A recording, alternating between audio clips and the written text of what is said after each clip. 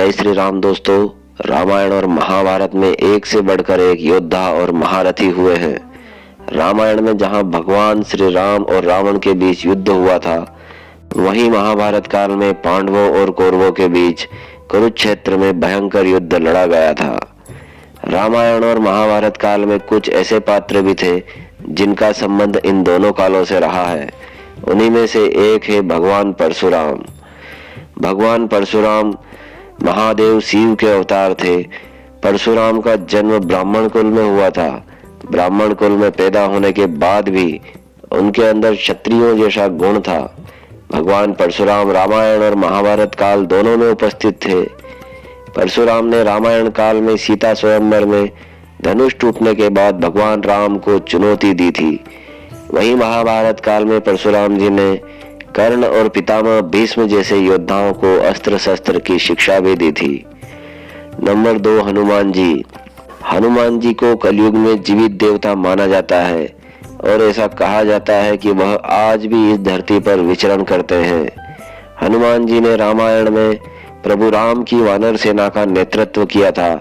वहीं महाभारत काल में हनुमान जी युद्ध के समय अर्जुन के रथ पर सवार रहे थे और पांडवों को विजयी बनाने में अपना सहयोग प्रदान किया था। नंबर 3, मायासुर। रामायण काल में रावण का ससुर और मंदोदरी का पिता था राक्षस मायासुर। वह रामायण और महाभारत के समय में दोनों समय मौजूद था। महाभारत काल में मायासुर ने खांडवप्रस्थ को इंद्रप्रस्थ बनाने में सहयोग किया था और मायासुर ने ही माया भवन बनाया था। इसी भवन में दुर्योधन माया जाल में उलझकर पानी में गिर पड़ा और द्रौपदी ने दुर्योधन का उपहास किया था। नंबर 4, जामवंत। दोस्तों, हम जानते हैं कि रामायण काल में जामवंत जी ने वानर सेना के साथ लंका युद्ध के दौरान प्रभु राम की सहायता की थी। वहीं महाभारत काल में एक बार श्री कृष्ण एक गुफा में गए। इस गुफा में जामवंत रहता था।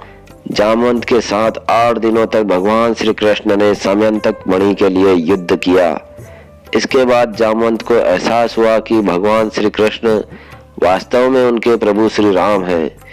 इसके बाद जामवंत ने अपनी पुत्री जामवंती का विवाह श्री कृष्ण से कर दिया था। नंबर 5, महर्षि दुर्वासा।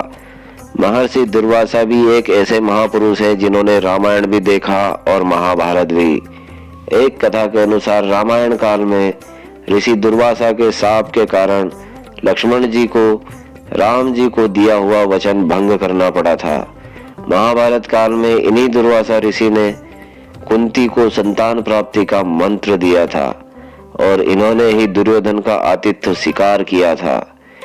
तो यह ऐसे 5 पात्र थे जिन्होंने रामायण और महाभारत काल में अपनी भूमिका निभाई थी।